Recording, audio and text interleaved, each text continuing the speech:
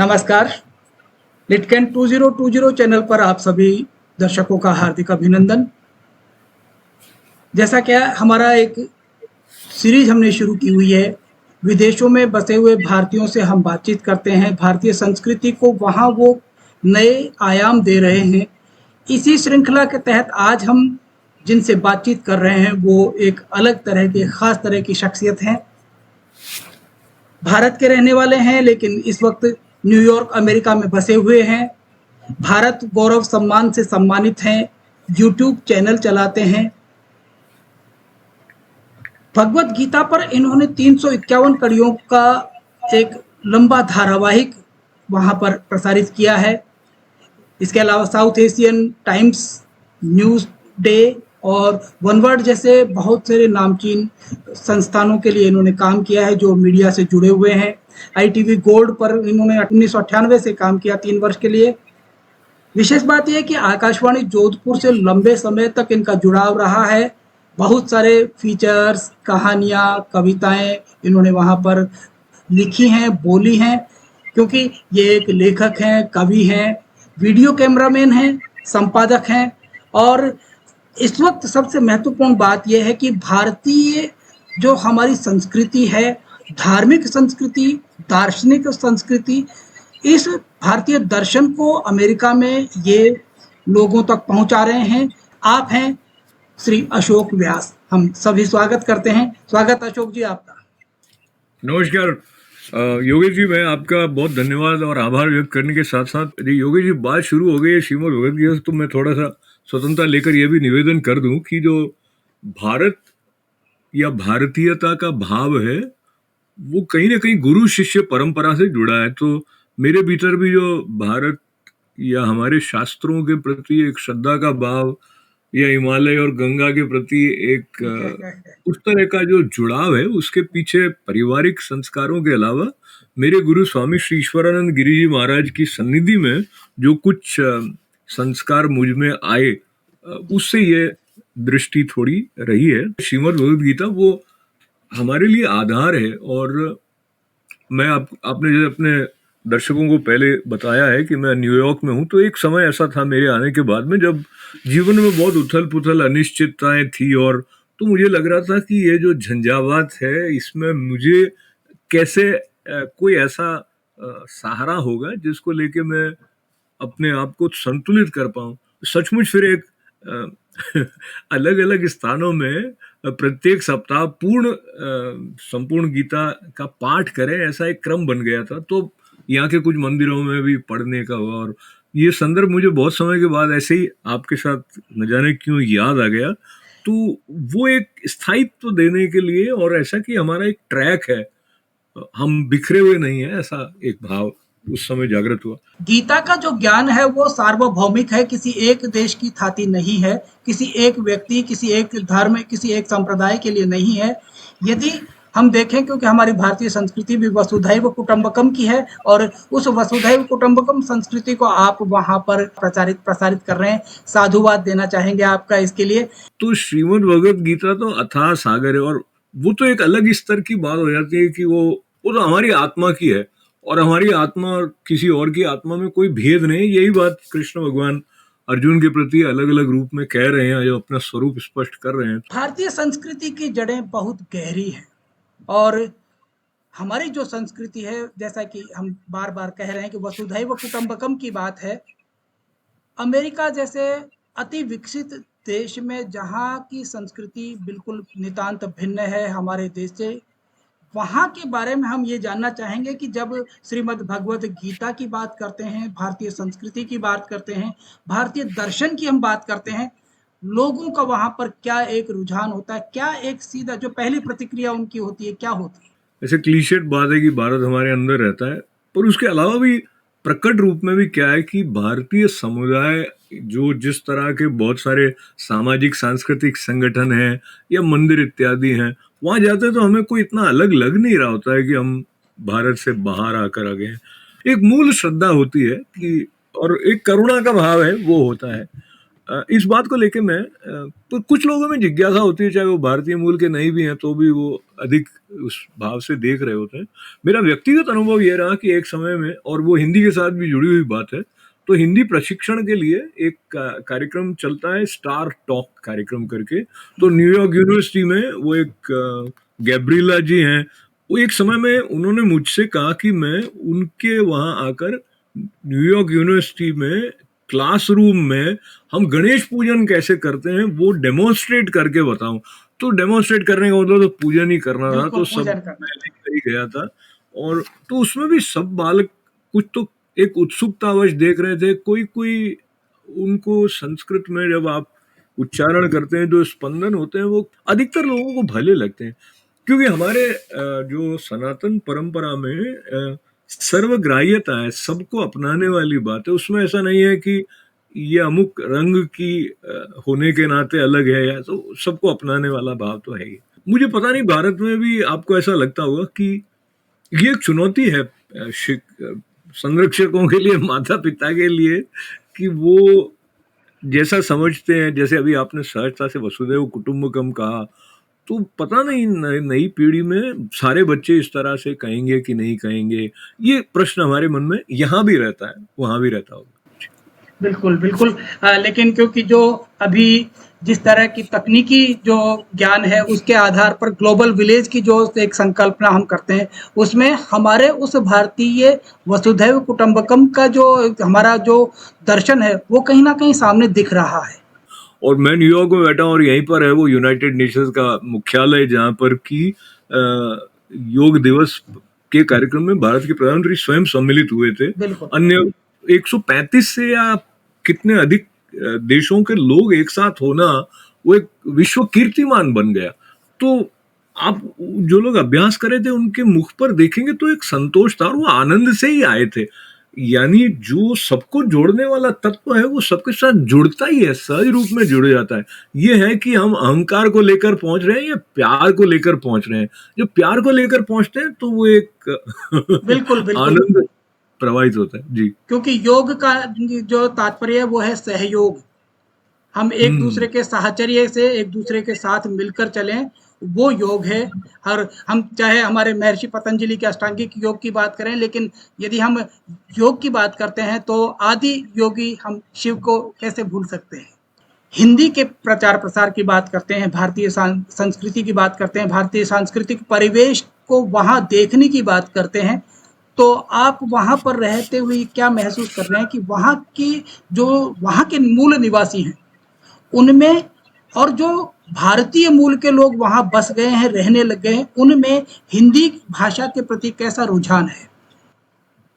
देखिए, कुछ समय से हिंदी भाषा के प्रति आधिकारिक रूप से एक अतिरिक्त उत्साह दिखाई देता है, पर ऐसा नहीं है कि बहुत उछाले मार रहा हो। पर आपको ये पता भी होगा, ऐसे कई संगठन हैं जो बिल्कुल समर्पित भाव से, खास करके नई पीढ़ी में या जो भी सीखना चाहे उन तक हिंदी पहुंचाने के लिए रविवार शनिवार या कक्षाएं चलाने का क्रम करते रहे। तो न्यू जर्सी में भी बड़े संगठन है, न्यूयॉर्क बिल्कुल। में भी कुछ कुछ मंदिरों में ऐसे चल रहे होते हैं। जैसे हम साहित्यिक दृष्टि से हिंदी भाषा की बात करें तो इसमें दो स्तर हम मान सकते हैं। एक जो बाद के समय में, यानी कि जब तक वो हिंदी सीख चुके थे भारत में, उसके बाद अमेरिका में आए, चाहे वो 10 साल का बालक आया हो और अगर उसने भारत में थोड़ा बहुत वैसा अपनापन हिंदी के साथ का अपना अनुसंधान हो गया हो, और या फिर बाद में आए हो, तो कई तो यहाँ के ऐसे लेखक हुए हैं। मुझे सहसा कोलंबिया यूनिवर्सिटी में वो हिंदी शिक्षण पर भी उनका ध्यान रहा था, और उन्होंने बहुत सारे उपन्यास भी लिखे, कविताएं भी लिखी थी। सुषम बेदी जी, वो सशरीर अब हमारे बीच में नहीं है, पर सुषम बेदी जी भी इस ओर सजग थी कि हिंदी को पढ़ाया कैसे जाए, जो बिल्कुल। अहिंदी भाषी हैं वो कैसे पढ़े। और उसमें आपको रोचक लगे और पता भी होगा, तो जो फिल्मी गीत है उनका भी उपयोग करके, वो क्या है कि वर्तमान काल भूतकाल, मुझे 100 साल पहले तुमसे मुझे प्यार था, आज भी है कल भी रहेगा, ऐसे करके वो रोचक बना के बढ़ाने का प्रयत्न करते हैं। मुझे लगता है कि ये बड़ा वृहत कार्य है, एक निरंतर अनवरत प्रवाहित होने वाली ये आवश्यकता है। जी।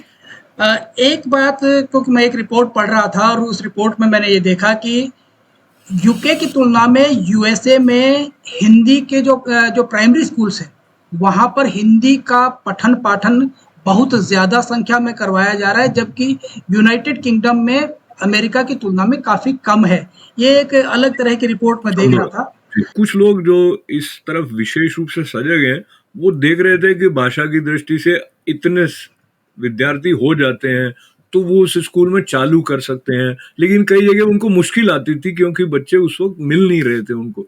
तो ऐसा अनिवार्य तो नहीं है, हाँ, लेकिन हाँ, लेकिन ये है कि खुलापन है, कोई सीखना चाहे और ऐसा कुछ जी। क्योंकि मैं एक इंटरव्यू कर रहा था स्पेन से, मैं पूजा भारवानी साधवानी वहाँ मैड्रिड में रहती हैं, और जी, उन्होंने स्पेन में जाके पहले स्पेनिश सीखी और अब वहाँ के लोगों को वो हिंदी सिखाती हैं। तो बढ़िया है। इसी तरह के बहुत सारे लोगों से मेरा संपर्क हुआ है, जैसे अब हुँ। आपसे आज हम बातचीत कर रहे हैं। तो चलिए मैं भी 2-4 नाम लेता हूँ जो कि इस हिंदी के अभियान के साथ जुड़े मुझे अभी-अभी याद आ रहे हैं जो। तो एक तो सुषमा मल्होत्रा जी हैं, वो जो शैक्षणिक दृष्टि से विद्यालयों में कैसे क्या हो उस पे कार्य कर रही थी।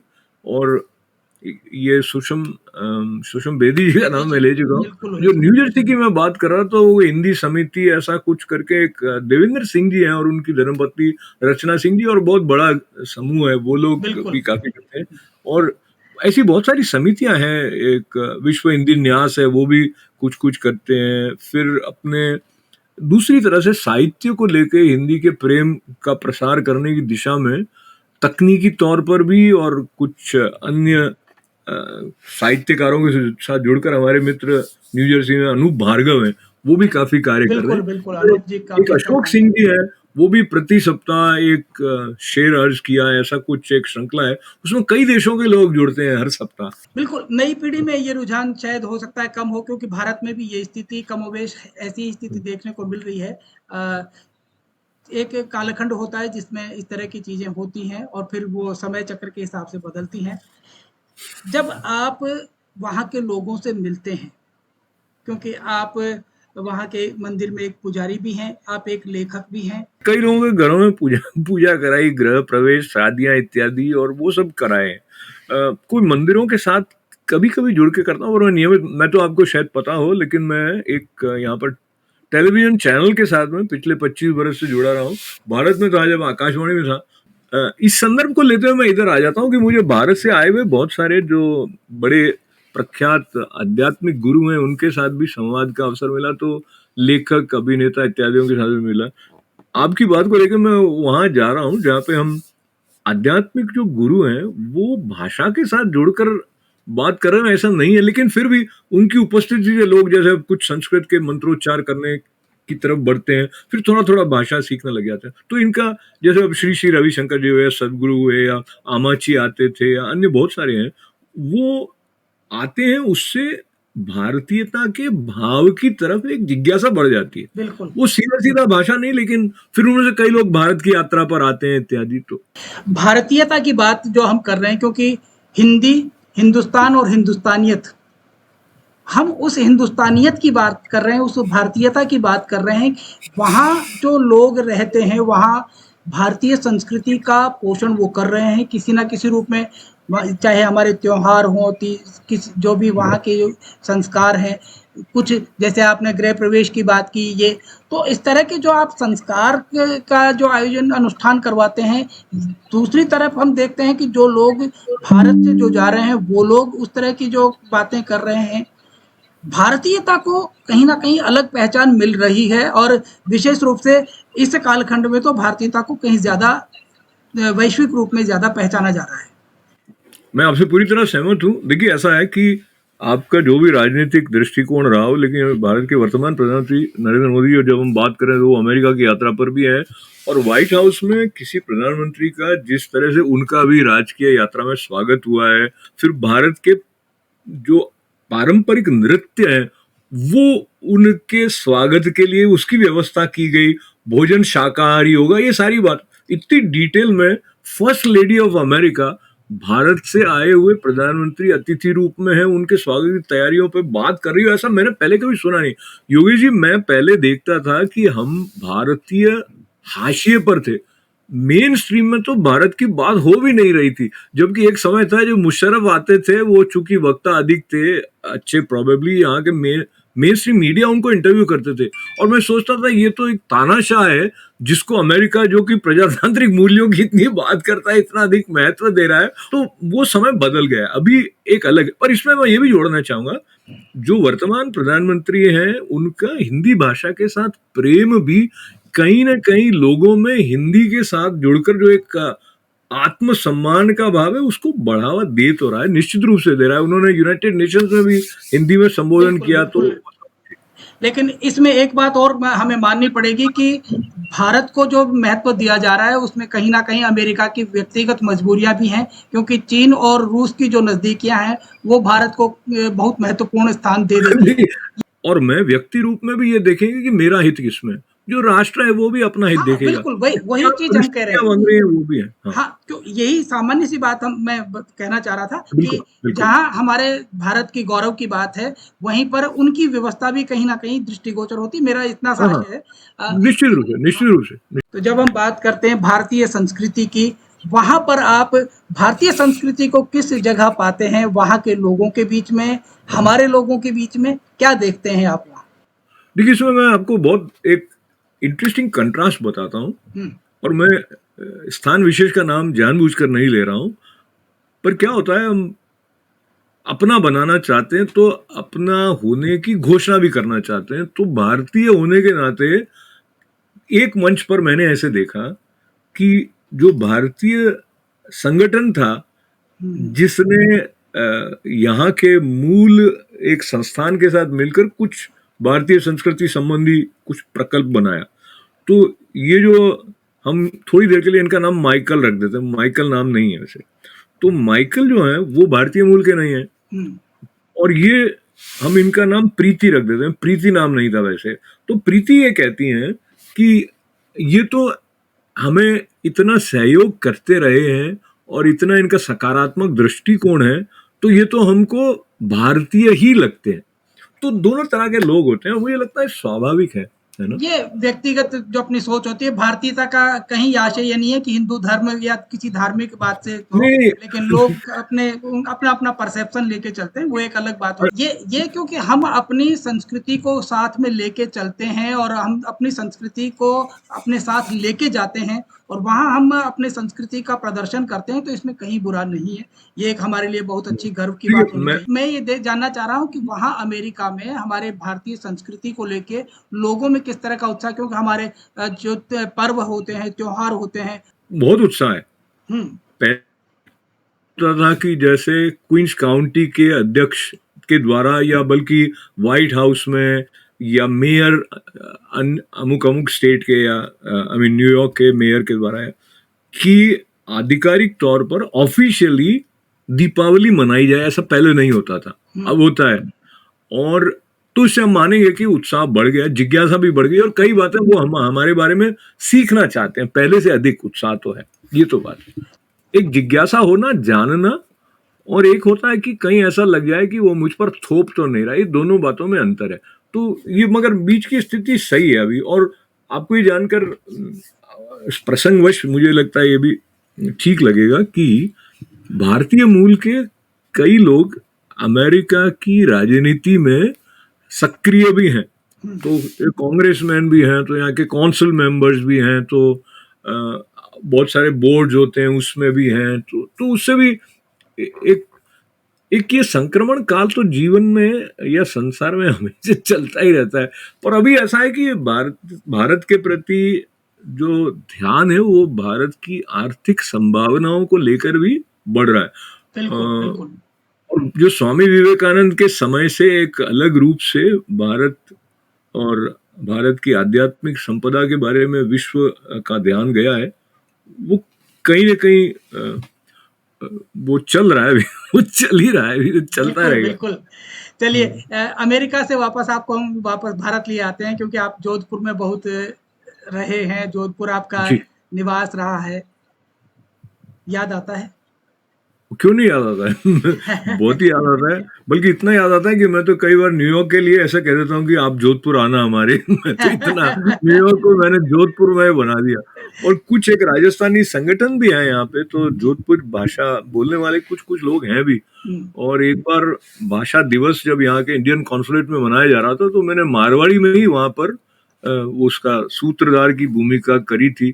और मुझे एक वहाँ के अपनायत की बातें बहुत है, तो कई वैसा कि जिको जोधपुरी अपनायत है उन्हीं बात बहुत है याद ही रह गए। वो भी होने वाला कि किले ने का दर्शन नहीं हुआ तो ये खानों को नहीं पचे अभी जोधपुर गया, या यहाँ का किले के दर्शन नहीं हुए तो आपका बिल्कुल खाना नहीं बिल्कुल पचे। बिल्कुल। सारी बात तो जोधपुर की याद भी आती है, और मैं जाता भी हूँ, और मुझे मावे की कचौरी अभी तक प्रिय है वो बहुत। मिर्ची बड़ा, प्याज की कचौरी। चलिए, हाँ आपको मैं इसी संदर्भ में, क्योंकि मैं हमेशा कहा करता हूँ मेरी एक छोटी सी कविता के माध्यम से, कि नहीं मिलेगा तुम्हें हिमालय की तराई में या सागर की गहराई में वो रोहिड़ा के फूल, वो खेजड़ी के शूल, वो खीप की खीपोली, वो कैर, वो सांगरी, ये सब यहीं मिलेगा, क्योंकि ये मेरा मरुस्थल थार है और मुझे इससे प्यार है। मैं आपकी याद क्या ताजा बात। करने के लिए ये आपको हाँ बता रहा हूँ कि वो कैर, सांगरी, फोफड़िया सही बात, सब याद आते हैं आपको। अब मुंह में पानी भी आ जाता है।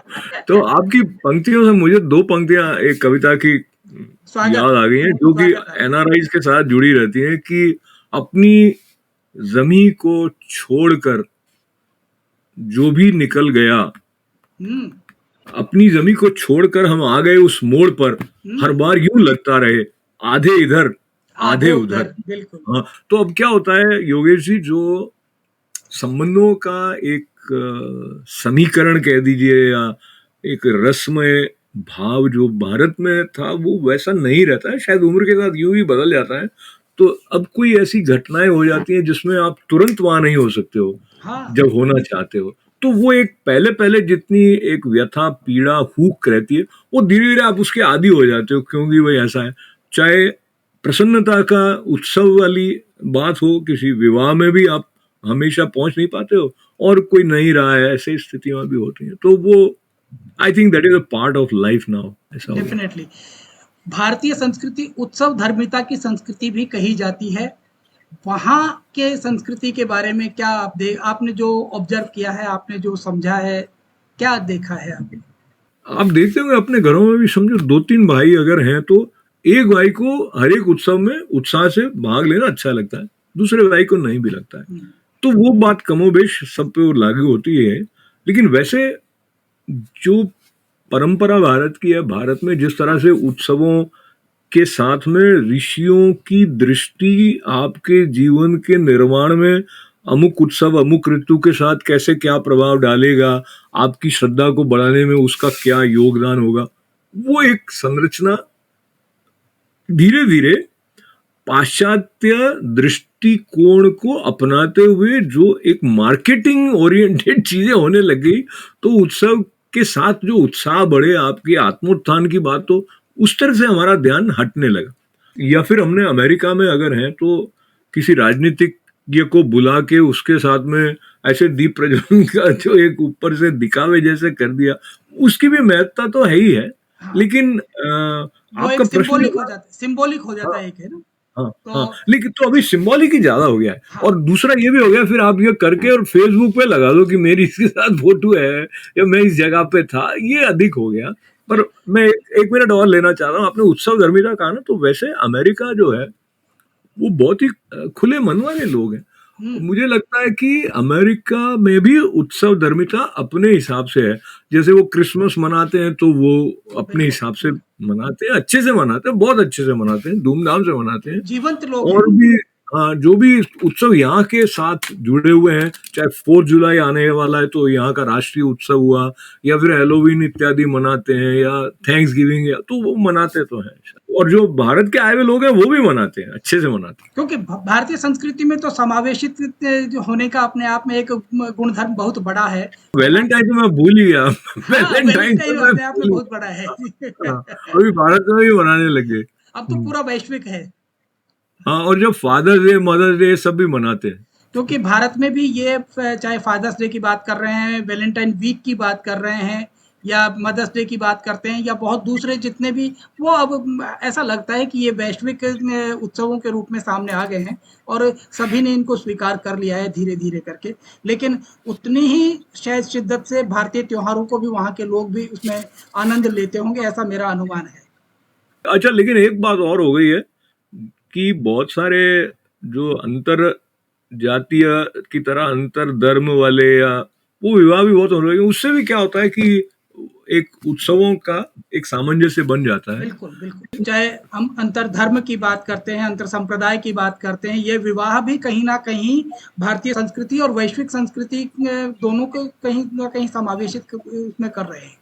ये स्वाभाविक भी है क्योंकि आप ऐसे वातावरण, ऐसे परिवेश में हैं, जो बच्चे साथ-साथ बड़े हो रहे हैं, एक-दूसरे को जानते हैं इत्यादि, तो ऐसा हो, इसकी संभावनाएँ बढ़ भी जाती हैं। और बल्कि मैंने जैसे आपसे कहा, मैं पुरोहित रूप में जो अधिक सक्रिय रहा था, तो मैंने भी ऐसे बहुत सारे जोड़े जिसमें या तो बालक भारतीय मूल का नहीं है या बालिका भारतीय मूल की नहीं, वो विवाह कराए और वो हिंदू रीति से कर देते थे, फिर वो शायद क्रिश्चियन रीति से भी करते थे कुछ लोग। तो चलिए, आपने एक ये जो बात की है, मैं चलते-चलते आपसे पूछूँगा कि जब विवाह की आप बात कर रहे हैं, वहाँ भारतीय रीति से विवाह करने, क्योंकि यहाँ पर भी विदेशों से चाहे वो किसी भी तरह से भारतीय मूल के नहीं हैं, विदेशी मूल के हैं, लेकिन भारत में आके भी वो भारतीय रीति-नीति से विवाह करवाते हैं।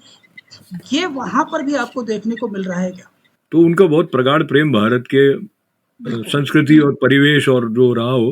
पर यहाँ मैंने जो देखे वो या तो लड़का भारतीय तो करेंगे या लड़की भारतीय तो तो करेंगे, अदरवाइज तो। और लेकिन वो अगर करेंगे तो मुझे नहीं, अगर कर रहे होंगे तो मुझे नहीं बुलाया होगा, हाँ, मुझे पता नहीं। ये बात है। चलिए, बहुत अच्छा लगा आपसे बातचीत करके, और एक जो अपनोपन लागे नहीं, हाँ। हाँ, कोई जोधपुरी मिठास, मारवाड़ी मिठास और राजस्थानी मिठास जो वो आप बातों करन लागे हो।